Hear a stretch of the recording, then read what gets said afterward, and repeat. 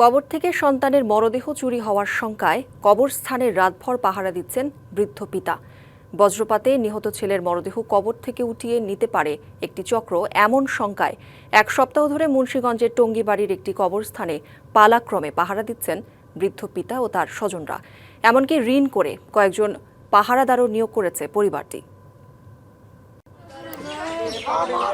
গত বৃহস্পতিবার মুন্সিগঞ্জের টঙ্গীবাড়ি উপজেলায় বজ্রপাতে আরাফাত খান ও রিজান ঢালি নামে দুই কিশোরের মৃত্যু হয়। তাদের মধ্যে আরাফাতের মরদেহ দাফন করা হয় উপজেলার কামারখাড়া সামাজিক কবরস্থানে। তবে দাফনের পর থেকেই অজানা শঙ্কায় পরিবারটি। এলাকায় বজ্রপাতে নিহতদের মরদেহ কবর থেকে চুরির ঘটনায় বেড়েছে উৎকণ্ঠা।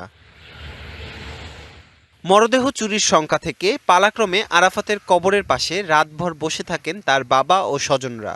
সবার মুখে শুনতে পাচ্ছি লাশ চুরি হইব, এই ছাড়া বড় লাশ চুরি হইব। রাত্রে আমি নিজে আসে বা থেকে 9টা থেকে আসি, 10টা থেকে আসি, এই রাত্রে ফজর নামাজের আজানের পর আমরা থেকে রওনা করে যাই। মরদেহ চুরির ভয়ে কবর পাহারা দিতে পাহারাদারও নিয়োগ দিয়েছে দরিদ্র পরিবারটি। এইভাবে দিনের পর দিন পাহারা দিলে একটা লাশ এমনি তার সন্তান হারা, তারপরে আবার পাহারা দিতেছে, একটা কষ্টের বিষয়।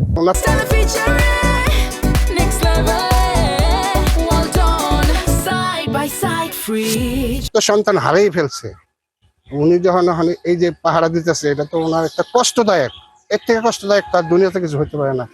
তবে ইউএনও বলছে ভিন্ন কথা। তিনি জানান পরিবারটির এমন শঙ্কা আসলে ভ্রান্ত ধারণা থেকে।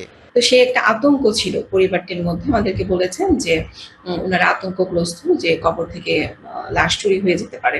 ওনাদেরকে আশ্বস্ত করেছি যে এই ধরনের কুসংস্কার বলবো বা ভ্রান্ত ধারণা মানুষের মধ্যে রয়েছে। একদিকে সন্তান হারানোর শোক আর অন্যদিকে ছেলের মরদেহ চুরির শঙ্কা, দুই মিলে চরম হতাশায় দিন পার করছে পরিবারটি। DBC news desk.